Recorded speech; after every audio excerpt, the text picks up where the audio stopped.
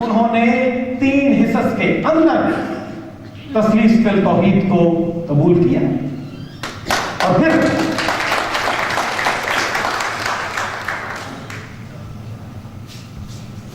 जब खुदावंद यीशु मसीह ने यूहन्ना की मार्फत लिखी गई इंजील के 14 बाब की 16वीं और 17वीं आयत में यह कहा, मैं बाप से दरखास्त करूंगा तो वो तुम्हें दूसरा मददगार बख्शेगा कि अब तक तुम्हारे साथ रहे, यानी रूह हक, जिसे दुनिया हासिल नहीं कर सकती क्योंकि ना उसे देखती और ना जानती है। तुम उसे जानते हो क्योंकि वो तुम्हारे साथ रहता है और तुम्हारे अंदर होगा।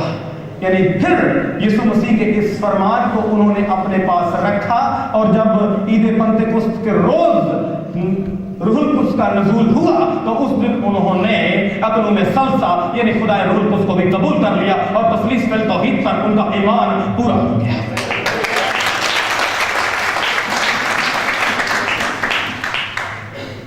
जब मैं अक्सर मजालिस के अंदर, रूहानी मजालिस के अंदर कलाम को सुनता हूं और दुआओं के हिस्से के अंदर हम देखते हैं तो बहुत मरतबा जब हम दुआ को सुनते हैं तो मुझे मुश्किल पेश आती है दुआ को समझने में। क्यों? क्योंकि दुआ का एक उसूल है कि वो रूह से भी की जाए और अक्ल से भी की जाए। जो अक्ल में अव्वल और अक्ल में सानी और अक्ल में सलसा यानी खुदा बाप और खुदा बेटे और खुदा रूहुल कुद्स के साथ पूरे तौर पर वाकिफ नहीं है, वो दुआ भी दुरुस्त नहीं करता। मैंने बहुत सी मजालिस के अंदर लोगों को सुना है, बड़े बड़े इज्तिमात के अंदर सुना, खुदावंद यीशु सलवा दे। कुछ लोग रूहुल कुद्स से मुसलसल मांग रहे होते हैं। दुआ का तरीका जो दुरुस्त है उसके अंदर तीनों अकानीम की जो बराबरी है वो हमें नजर आनी चाहिए। तीनों की इज्जत और मांगने का तरीका खुदा क्या, यीशु मसीह ने कहा कि मुझसे कुछ मांगो मेरे बाप से, मेरे नाम से। मैं मांगना तो है ही, लेकिन यीशु से नहीं, यीशु मसीह के वसीले से और रूहुल कुद्स की हुजूरी में तीनों अकालीम अपने अपने मुकाम पर मौजूद रहे। हमारे आसमानी बाप, हम तेरे बेटे और अपने मुनजी यीशु मसीह के वसीले से रूहुल कुद्स की हुजूरी में तेरे फज़ल के तख्त के सामने बड़ी दलेरी से आते हैं। तो क्या तस्लीस फिल तौहीद के तीनों अकालीम अपने अपने मुकाम महमूद पर मौजूद नहीं है? बिल्कुल मौजूद है। लेकिन जब लोग दुआ करते हैं, क्या आप रूहुल कुद्स की नेमतें चाहते हैं? चाहते हैं तो फिर कैसे दुआ करें? फिर भी वैसे ही दुआ करें कि खुदावंद मैं रूहुल कुद्स की नेमतों से मामूर होना चाहता हूं और रूहुल कुद्स की हुजूरी में मैं तेरे हुजूर में आ चुका हूं, तो तू यीशु मसीह के वसीले से मुझे वो नेमतें दे। यानी तस्लीस फिल तौहीद को अपनी जिंदगियों के अंदर कायम रखें, हर तरह से, रूहानी एतबार से, इल्मी एतबार से और आपके अखलाकी एतबार से। क्योंकि अगर आप इंजील पर ईमान रखते हैं तो इंजील यानी खुशखबरी और हमारी नजात का पैगाम तस्लीस के बगैर पूरा नहीं होता। जब तक तस्लीस हमारे अंदर काम नहीं करती, जब यानी वो तो तस्लीस जो तौहीद पर कायम है वो हमारे अंदर काम नहीं करती, तब तक हम नजात के काम को मुकम्मल होता हुआ नहीं देखते। अगर हम जमानों की बात करें, पादरी तारिक विल्सन साहब एक बात को बयान कर रहे थे कि जमाने जो हैं, यानी बहुत सारे लोग इस बात को प्रीच भी कर देते हैं और तस्लीस फिल तौहीद पर ईमान रखने वालों के अंदर ये वसवसे और अंदेशे होते हैं कि क्या बाप और बेटा और रूहुल कुद्स तीनों बटे हुए हैं कि एक बाप का दौर था और दूसरा बेटे का दौर था और तीसरा रूहुल कुद्स का दौर। भाई वो हमेशा यगानत में है, वो हमेशा इत्तेहाद में है, वो हमेशा एक है, उनकी सोच एक है, उनका काम जो है वो उनके ऑफिसेस फर्क हैं, लेकिन उनकी सोच किसी एक मकसद को पूरा करने के लिए एक ही होती है। यानी जमाने اور زمانوں کی بات کریں تو زمانے باپ اور بیٹے روح القدس کے نام سے نہیں کہلاتے، کیونکہ جسم لے کر کون آیا تھا؟ اقنوم ثانی آیا تھا، یعنی ہمارے خداوند یسوع المسیح جسم لے کر آئے تھے، باپ یا روح القدس جسم میں نہیں آئے۔ ان کا ظاہر ہونا اور طریقوں سے لوگوں پر رہا ہے اور آج بھی ہو رہا ہے۔ زمانے ہمیشہ، کیونکہ جسم لے کر یسوع مسیح آئے ہیں، زمانے ہمیشہ یسوع مسیح کے نام سے چلتے ہیں۔ پوری دنیا کی تاریخ یسوع مسیح کے نام سے چلتی ہے، خواہ وہ ماضی کی بات ہو یا حال کی بات ہو یا استقبال کی بات ہو، تینوں زمانے یسوع مسیح کے نام سے چلتے ہیں۔ باپ اور بیٹے روح القدس کے علیحدہ علیحدہ بھی چلتے ہیں۔ یعنی اگر آپ قبل مسیح کی بات کریں تو کس کے زمانے کی بات کرتے ہیں؟ دنیا بھر کی تاریخ کس کے ساتھ چلتی ہے؟ یسوع مسیح قبل مسیح کی بات کرتے ہیں، اس کے ساتھ چلتی ہے۔ آج آپ کس سال میں موجود ہیں؟ 14 مارچ 2014 ایرو دومنائی in the year of the Lord Jesus Christ، جس کو لاتینی میں درست طور پر پڑھنا چاہیے۔ بہت سارے لوگ اس کو AD کو آفٹر ڈیتھ بھی پڑھتے ہیں، تو معذرت کے ساتھ AD نہیں ہے، AD آفٹر ڈیتھ نہیں ہے، in the year of the Lord Jesus Christ ہے مکمل طور پر۔ ایرو دومنائی لا یسوع خریستی in the year of the Lord Jesus Christ۔ آج ہم 14 مارچ 2014 یسوع مسیح کی تاریخ کے اندر موجود ہیں۔ ہر ایک تاریخ اس کے ساتھ چلتی ہے، اور جب ہم زمانہ استقبال کی بات کریں تو ہم کس کا انتظار کرتے ہیں؟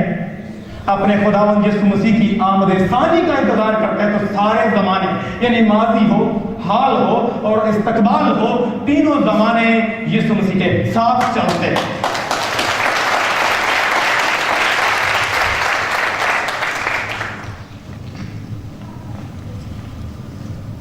تینوں اقانیم اپنی شناخت رکھتے ہیں، یعنی ان کی شناخت اپنی اپنی ہے، لیکن ان کی یکجائی قائم رہتی ہے، ان کا آپس میں ملاپ رہتا ہے، ان کی محبت قائم رہتی ہے۔ تینوں اقانیم اپنی اپنی شناخت رکھنے کے باوجود ایک ہے۔ یسوع مسیح کا فرمان ہے، یوحنا کی معرفت لکھی گئی انجیلی بیان کے 10ویں باب کی 30ویں آیت میں لکھا ہے، یوحنا 10:30 کے اندر لکھا ہے، میں اور باپ ایک ہے۔ میں اور باپ ایک ہے، یعنی وہ تینوں اپنی اپنی شناخت رکھتے ہیں۔ وہ کہتا ہے کہ میں ہوں، اور باپ جو ہے وہ باپ ہے، لیکن میں اور باپ ایک ہیں، وہ بیان کرتے ہیں، یعنی تینوں کی شناخت علیحدہ علیحدہ ہے، لیکن ان کا وجود ایک ہے، وہ ان کا جوہر ایک ہے۔ اگر ہم خدا کی بات کریں تو تینوں اقانیم کا جوہر ایک ہے، ان کا ایسنس ایک ہے، ان کا اوریجن ایک ہے، ان کا ماخذ ایک ہے، یعنی ان کا جو منبع قوت و قدرت ہے وہ ایک ہے۔ یعنی وہ تین شخصیات تو ہیں، لیکن ان کا منبع قوت و قدرت ایک ہے۔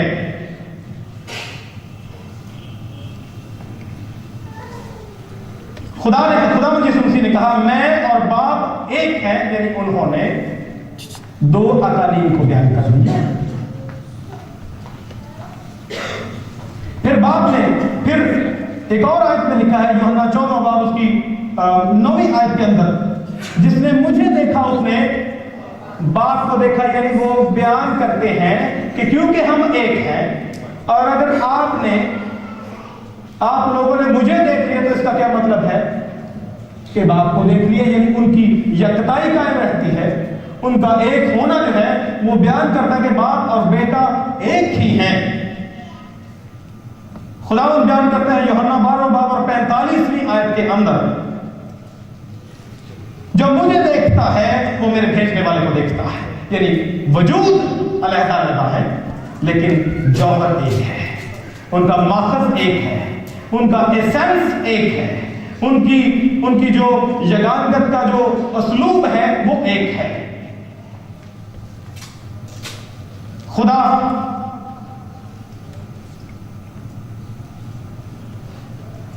کا روح اور مسیح کا روح ایک ہے،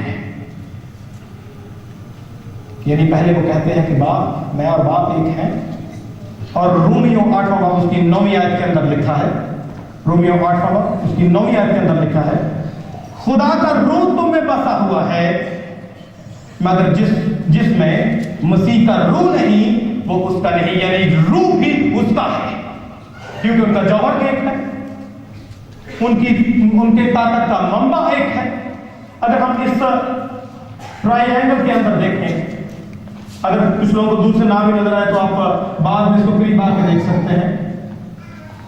ये एक मुसल्लस है और यहां पर बाप लिखा है और यहां पर बेटा लिखा है और यहां पर रूहुल कुद्स लिखा है। ये बाहर वाली लाइन के अंदर नहीं है लिखा है, नहीं है लिखा है और नहीं है लिखा है। ये इस बात को बयान करती है कि बाप बेटा नहीं है, बेटा रूहुल कुद्स नहीं है, रूहुल कुद्स बाप नहीं है, लेकिन क्या है? ये तीनों है कि नहीं? मैं क्या कह रहा हूं कि हर तरफ से पढ़ के देखें इसको। रूहुल कुद्स बाप नहीं है, बाप बेटा नहीं है, बेटा रूहुल कुद्स नहीं है, रूहुल कुद्स बेटा नहीं है, बेटा बाप नहीं है, बाप रूहुल कुद्स नहीं है। लेकिन तीनों है क्या? ये दरमियान में है लिखा है और यहाँ पे उसकी जो ओरिजिन है, उसका जो इसेंस है, उसका जो माखज़ है वो लिखा है। यानी तीनों है क्या? बेटा खुदा है, बाप खुदा है और रूहुल कुद्स खुदा है। नहीं उनकी शख्सियत, यानी उनका वजूद अलहदा अलहदा है, उनका वजूद अलहदा अलहदा है, लेकिन तीनों का माखज़, तीनों का ओरिजिन, तीनों का एसेंस एक है और जिनका एसेंस एक है वो एक है। खुदा ने कहा कि आदम और हव्वा क्या है? एक है। क्या वो दो नहीं है? क्योंकि आदम और हव्वा का माखज़ क्या है? एक है। उनका ओरिजिन क्या है? एक है। इसलिए जो एक से जायद है लेकिन उनका माखज़ एक है, वो एक ही होते हैं।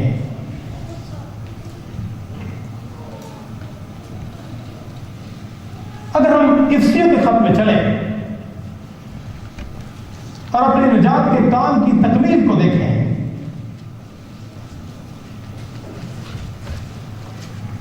इससे पौलुस रसूल का इफ्सियों के नाम खास और उसके पहले बाब के अंदर चले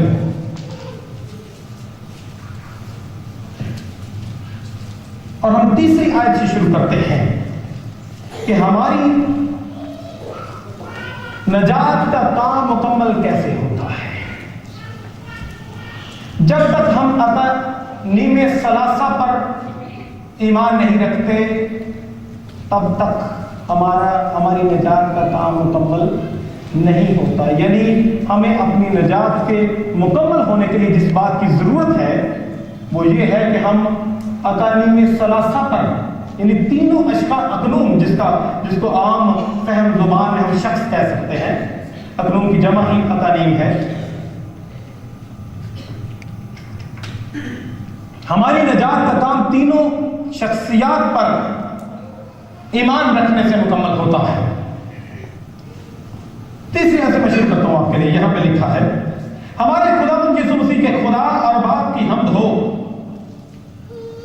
जिसने हमको मसीह में आसमानी मुकामों पर हर तरह की रूहानी बरकत बख्शी, चुनांचे उसने हमको बिनाए आलम से पेशतर उसमें चुन लिया ताकि हम उसके नजदीक मोहब्बत में पाक और बेऐब हों। किसने हमें चुन लिया? बाप ने चुन लिया।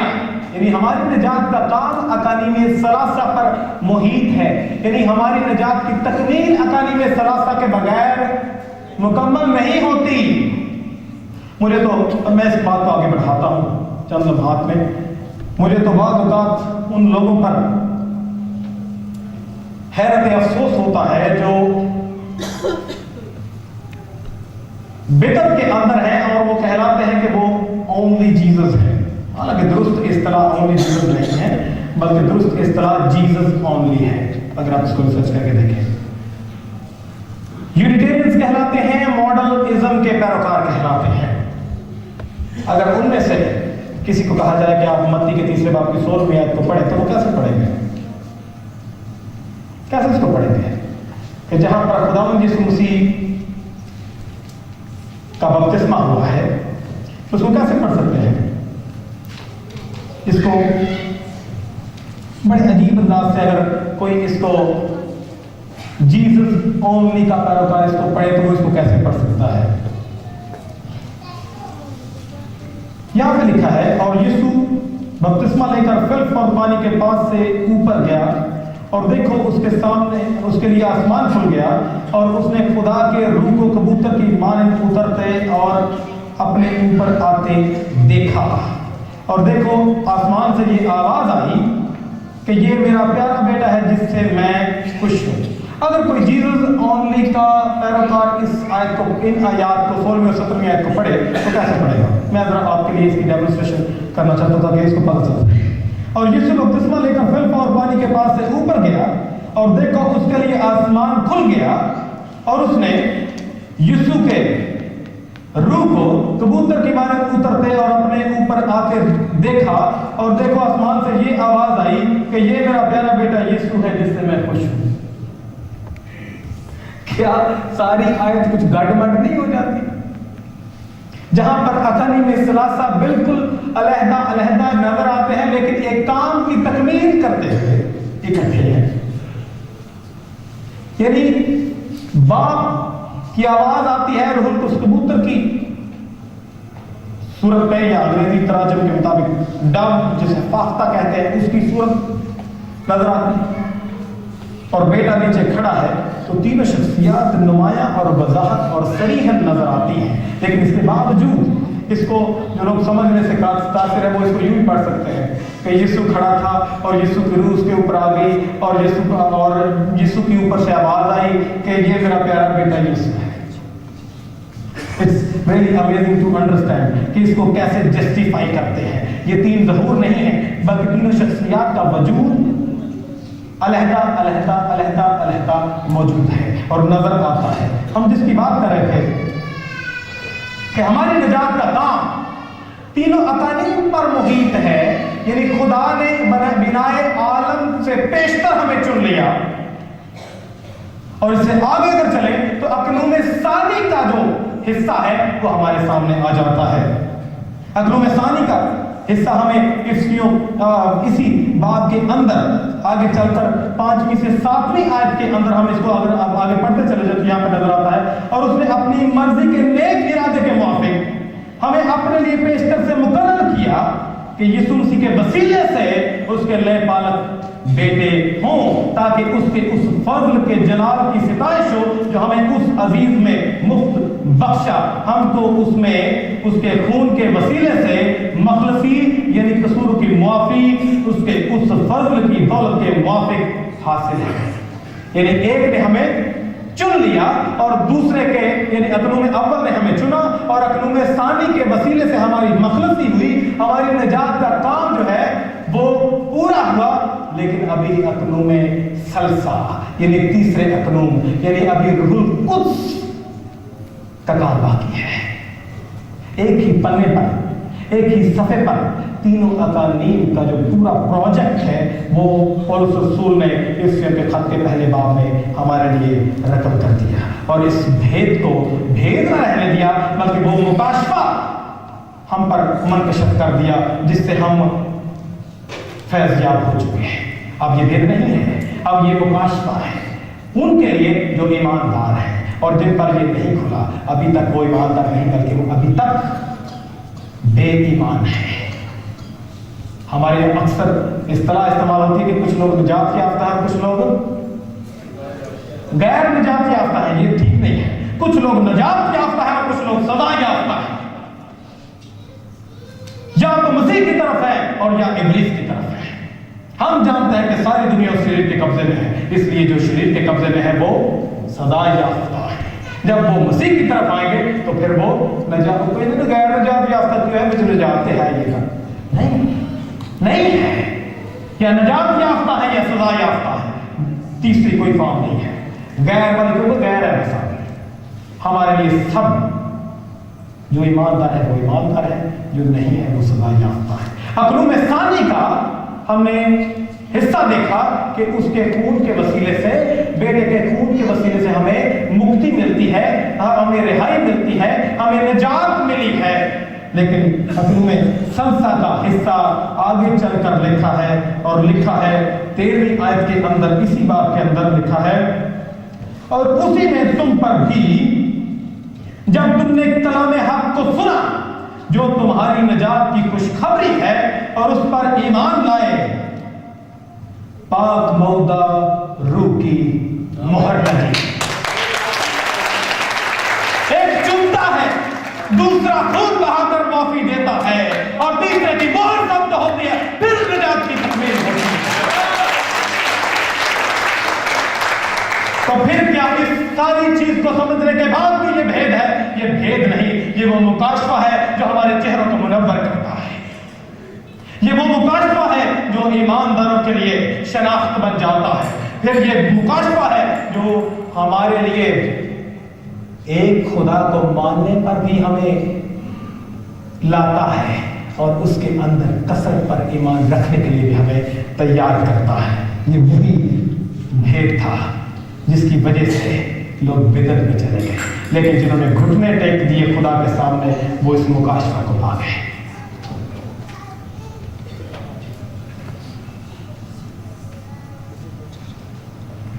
तखलीक के काम में तीनों अकानी मुश्तरका तौर पर काम करते हुए नजर आते हैं। फिर थोड़ा सा पीछे चलते हैं। यानी हम तखलीक की बात कर रहे थे, हम पैदाइश की किताब के पहले बाब की बात कर रहे थे, पहले बाब की 26वीं आयत की बात कर रहे थे, पहले बाब की पहली आयत की भी बात कर सकते हैं। तखलीक के काम में तीनों मुश्तरका तौर पर काम करते हुए हमें नजर आते हैं। अक्लुल अव्वल खालिक है, यानी खुदा बाप खालिक है। यसाया के 64वें बाब की 8वीं आयत के अंदर लिखा है, यसाया 64 बाब उसकी 8वीं आयत में, तो भी है खुदावन तू हमारा बाप है। पुराना हजराना कहता है, तो भी है खुदावन तू हमारा बाप है, हम मिट्टी हैं और तू हमारा कुम्हार है, और हम सब के सब तेरी दस्तकारी हैं। यानी तखलीक के काम के अंदर खुदा बाप की अलहदा हैसियत नजर आती है, अलहदा शनाख्त नजर आती है, लेकिन वो हैं तीनों एक है। सोच में, काम के अंदर वो एक ही है। खुदा तो भी है खुदावन तू हमारा बाप है, हम मिट्टी हैं और तू हमारा कुम्हार है, और हम सब के सब तेरी दस्तकारी हैं। फिर खुदावन यीशु मसीह खालिक है, अकरूम सलसा भी खालिक है, अकरूम सानी भी खालिक है। अकरूम अव्वल के हमने देखा, यानी बहुत सारे हिस्से हैं। आप अय्यूब की किताब में पढ़ सकते हैं, आप यसाया में पढ़ सकते हैं, आप पैदाइश की किताब में देख सकते हैं। ऐसे ही अकरूम सानी यीशु मसीह भी खालिक है। कुलसियों के पहले बाब की 15वीं से 17वीं आयत में लिखा है,